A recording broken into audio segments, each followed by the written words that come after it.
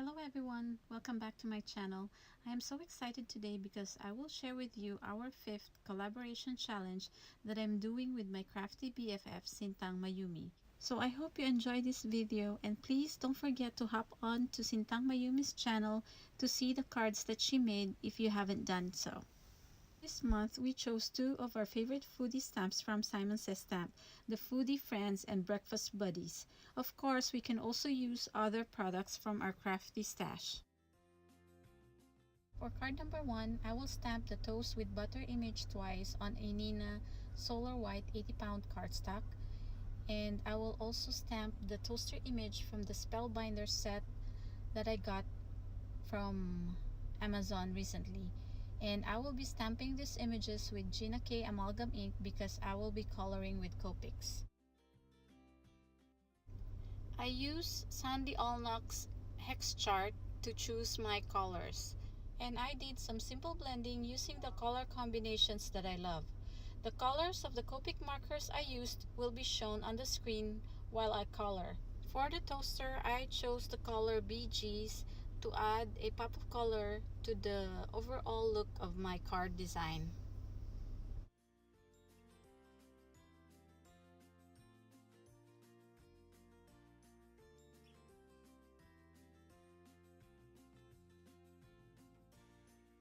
And for the toast, I chose 4 shades of browns, and I keep blending until I am satisfied with the result.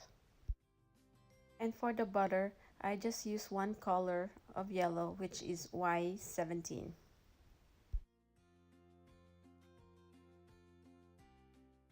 And now I'll be using the coordinating die to die cut the toaster with the use of my sidekick. And since I don't have the coordinating die for the toast, I will be fuzzy cutting it with my detail scissors.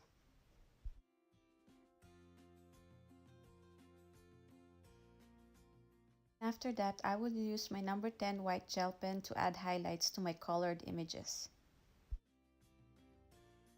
I chose 2 different pink patterned papers from this 6x6 paper pad and die cut 2 panels using the 2 largest stitch rectangle dies from Gina Marie Designs. Then I will use a heart from this Sizzix Framelits Dotted Hearts die set to die cut my front panel that will highlight my focal point. I did die cut the heart a little off the edge just to give it interest. And here I'm just showing you where I will put the sentiment and making sure all the images will fit the heart frame. Now I'm ready to put them together using a washi tape and liquid glue.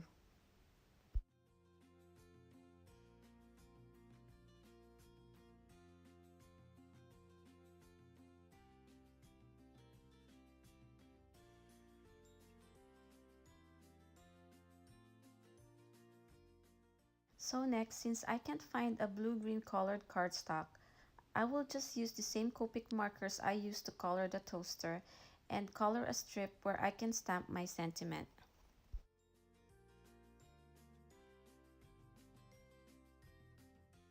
And using my current favorite black ink VersaFine Clear Nocturne ink, I will stamp on top of the colored strip and then die cut the sentiment using a banner die from Lawn Fawn. Then I use foam tape to pop up the panel and also the images to give it dimension. The sentiment strip I will adhere on the panel and put the toaster right on top of the banner, so it's like sitting on top of it to ground the image so it won't look like it's floating.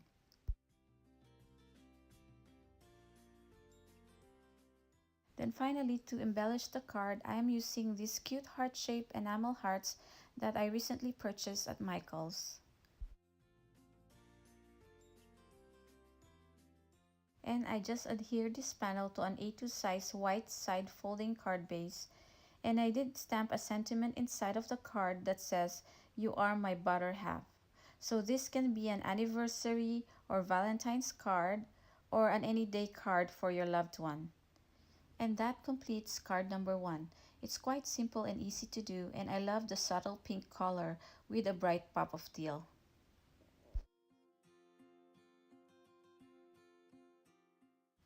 For card number 2, I am using 80-pound Nina Solar White cardstock, my Mini Misty, and Memento Tuxedo Black ink. I will be stamping multiple food images from both the Foodie Friends and the Breakfast Buddies stamp sets. Then with my black Copic multi-liner here with size 0.5 tip, I will hand draw some legs and arms on all of these food images to make it more animated.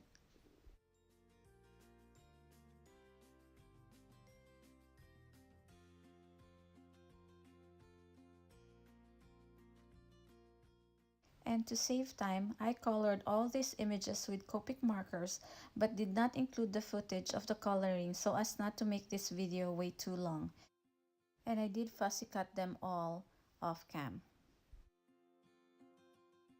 Then I have this 6x6 doodlebug paper pad here, and I picked the wood grain pattern paper, and from my stash I will use red gingham paper. Then I have this Bristol watercolor paper, a little bigger than an A2 size, and I will be ink blending this panel with 3 Distress Oxide inks, Broken China, Faded Jeans, and Lucky Clover. Using my ink blending tools, I will do the Faded Jeans first, and then the Broken China in the middle, and then at the bottom area will be the Lucky Clover. I will keep blending the colors together until I get the look that I was going for. And then using this wood grain pattern paper, I will draw lines with my pencil and ruler and make a simple tabletop. And then I will cut the edges, and I will use my Copic multi-liner again to trace those pencil lines.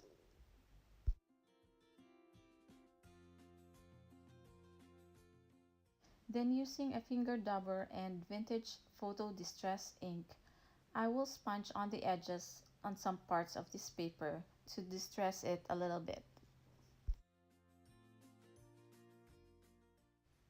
Now I can grab this red gingham pattern paper and cut a triangle piece that I will use as my picnic table cover. And then here I'm just trying to figure out where I'll put everything. Then of course I will also make 2 table legs using the same wood grain pattern paper and distress it as well.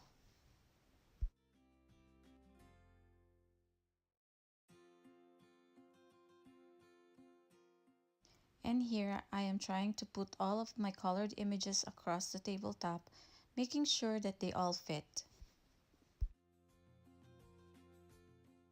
Then from the Spellbinders phrase die set, at first I chose the sentiment Celebrate and die cut it with a black cardstock, but later on I changed my mind and die cut Hooray instead on a brown cardstock, and I think I like that better. I will be putting the die cut word Hooray on top of the food images. I did die cut 3 of the Hooray sentiment and adhered them on top of each other to add dimension. Then while waiting for that to dry, I will use my ATG gun to adhere the table legs to the tabletop.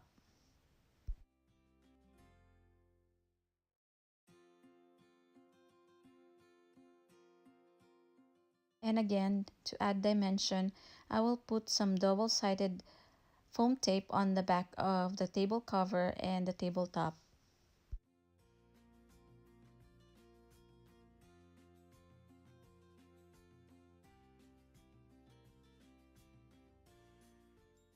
But before I adhere anything on the panel, I took off the top of a mini water sprayer and flicked some water on the panel and blot it with paper towel to add interest on the background.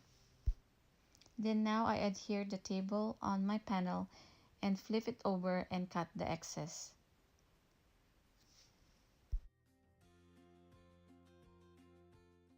Then using liquid glue on some of the colored food images, I adhered them across the tabletop, popping up some of them using foam tape.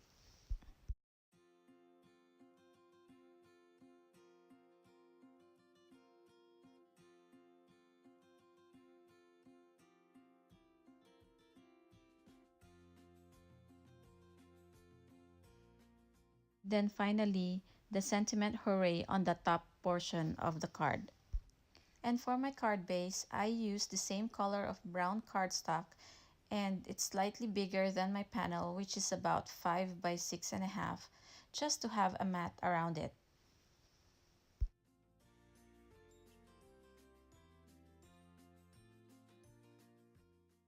Then using my Wink of Stella glitter pen, I brush all the food images to add some shimmer. And I also wanted to add this confetti sequence that I got from a Simon Says stamp card kit. So using my liquid glitter glue and a jewel picker, I put a bunch across the panel. I really like how the confetti sequence glitter when the light hits them. It's really like the food images are celebrating, well, to me anyway. For the inside of the card, I die cut a white panel and stamp the sentiments. Congrats, we're proud of you, with black ink and my broken china distress oxide ink, and adhere this inside using my ATG gun. Lastly, I use my number 10 white gel pen again to add highlights on my stamp images. And that completes card number 2. This card is actually inspired by my daughter, who recently received another Principal's Honor Roll Award in her school this quarter. I gave it to her to let her know that we are so proud of her, and she loved it. For card number 3, I want this to be interactive, so I will be using the typewriter image from the Foodie Friends set and the Lawn Fawn Reveal Wheel dies and the Reveal Wheel sentiments. So first, I will die cut all the elements from the Reveal Wheel die set on a 110-pound Recollections white cardstock. Then I'll stamp the typewriter image on top of the square die cut in the middle of my panel, leaving that to be the paper coming out of the typewriter. I will mask off the paper part using a washi tape so it won't be stamped on my panel.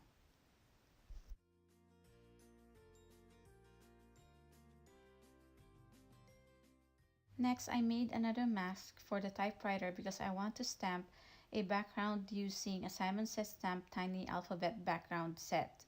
I temporarily adhered my panel to my Tim Holtz stamp platform so it does not move when I stamp.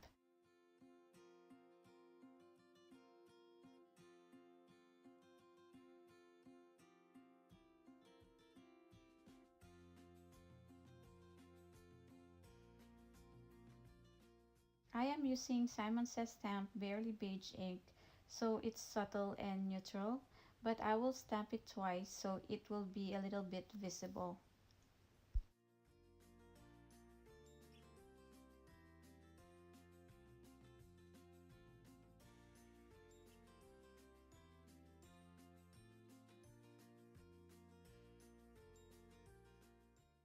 After removing the mask, I will stamp the sentiment, "You're not typical and I love you that way," just below the typewriter. I'm using the VersaFine Clear Nocturne ink.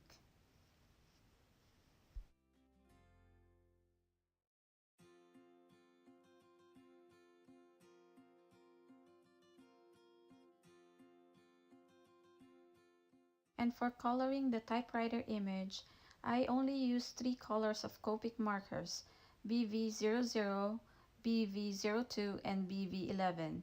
I colored the image with simple blending, so super quick and easy. Now here's the fun part, assembling the interactive card. Using a white small brad, I adhered the big scallop circle with a small circle. It's so easy to do this since the dies already include score lines and tiny holes, so I don't have to do any scoring or poking anymore. Then I'm cutting super tiny foam squares and I will place them around the small circle die cut.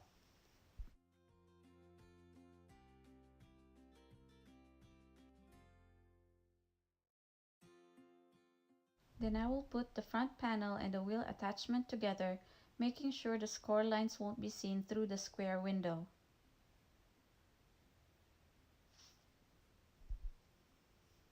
I will first remove the release paper of the tiny foam squares and adhere that panel behind the wheel attachment. Then I will grab the inner panel without the window and adhere this panel behind the wheel attachment. So now the main wheel mechanism is assembled. But before I stamp the sentiments on the wheel, I want to make sure that it is centered by making pencil marks on the wheel scallop circle using a ruler, making marks at the 3, 6, 9, and 12 o'clock positions.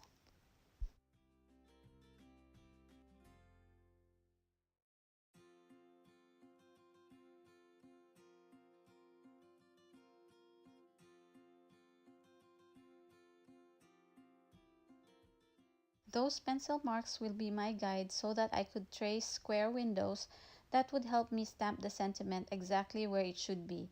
I hope I'm making sense, but you'll see here.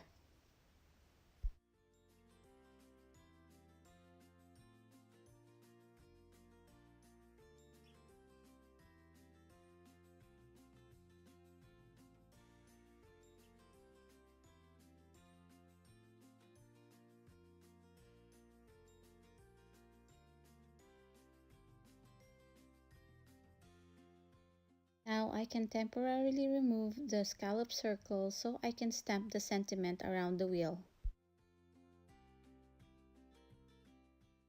I'll be stamping the sentiments extra cool, really great, super duper, and the best ever. I will stamp the sentiment one at a time on the pencil square I trace, but then I realized I can stamp them all at the same time because I was using my Mini Misty.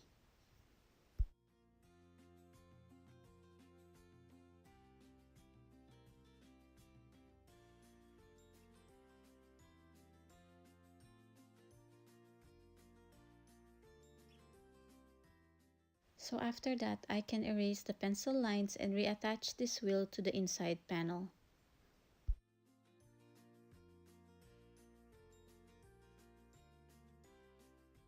So here it is with the front panel, and I'm testing it here and it works.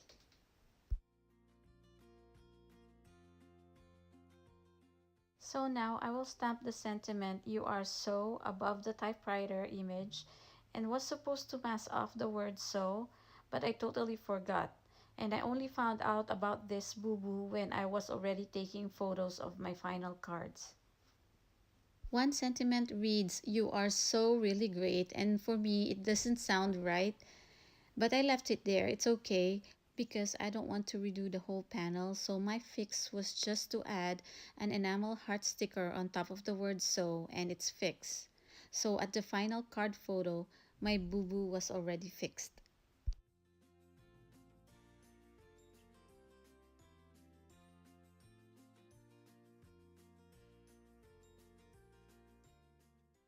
And I am using double-sided foam tape to pop up this front panel so the reveal wheel mechanism can fully rotate easily when you turn the wheel. Then I will just remove the release paper and attach the front panel to the inside panel.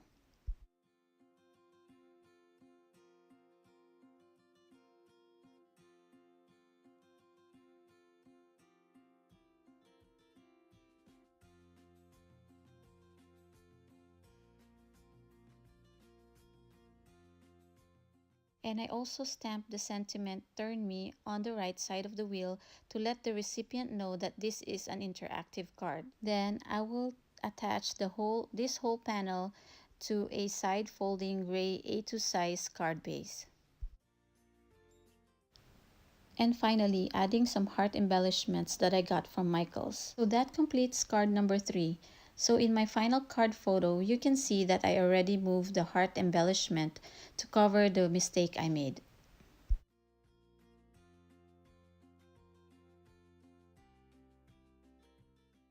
So here are the close-up of the 3 cards I made. I had so much fun making these cards, and I hope you enjoyed watching too.